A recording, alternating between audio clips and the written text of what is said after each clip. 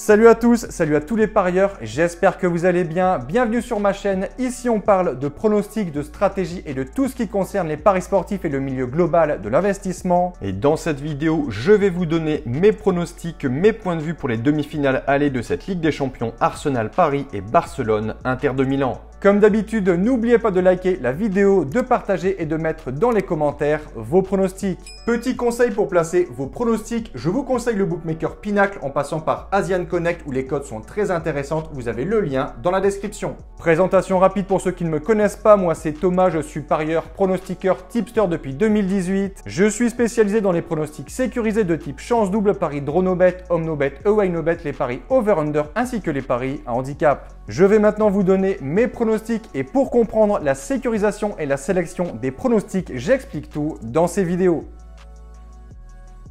Ça y est, on est déjà aux demi-finales de cette Ligue des Champions 2024-2025. On commence par ce premier match ce mardi par le Paris Saint-Germain qui se déplace en Angleterre à l'Emirates Stadium pour y affronter les hommes de Mikel Arteta, les Gunners d'Arsenal. On refait un petit point sur le parcours des Anglais, 3e de la phase de Ligue, 19 points, meilleure défense de la compétition avec seulement 3 buts encaissés.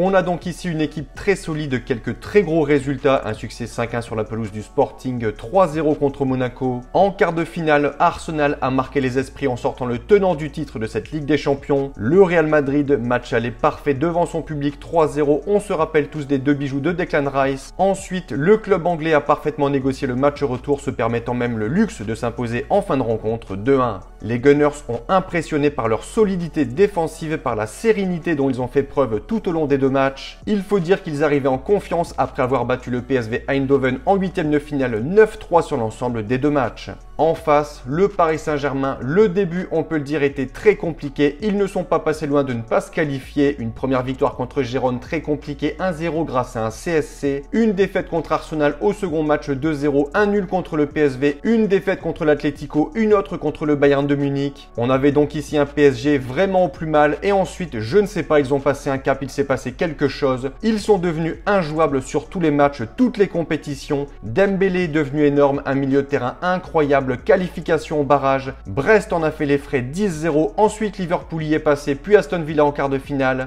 Après avoir éliminé deux clubs anglais, comme on dit jamais 203, vont-ils sortir Arsenal? Je ne sais pas, mais sur les confrontations, Paris n'a jamais battu Arsenal et sur ce match, je pense qu'un nul, je vais dire un partout, est fort possible.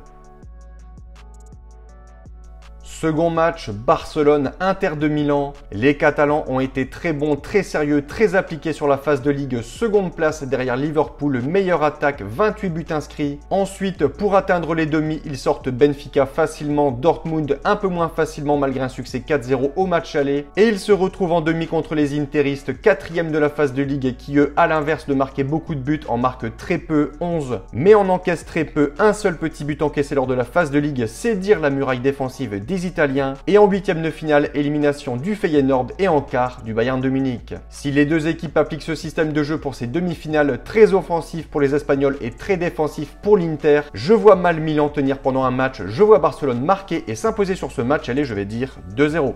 Donc voilà pour mes pronostics et je vous conseille une dernière chose. Si vous souhaitez gagner au paris sportif et être rentable sur le long terme, il faut parier sur les meilleurs bookmakers, ce qui vous permettra d'augmenter considérablement vos bénéfices. Pour ma part, j'utilise le bookmaker Pinacle en passant par le broker Asian Connect et dans cette vidéo, je vous explique étape par étape comment parier sur ce bookmaker. Vous avez le lien en description. Donc voilà, n'hésitez pas si vous avez des questions. Merci d'avoir regardé et sur ce, je vous dis une très bonne journée, bon pronostic.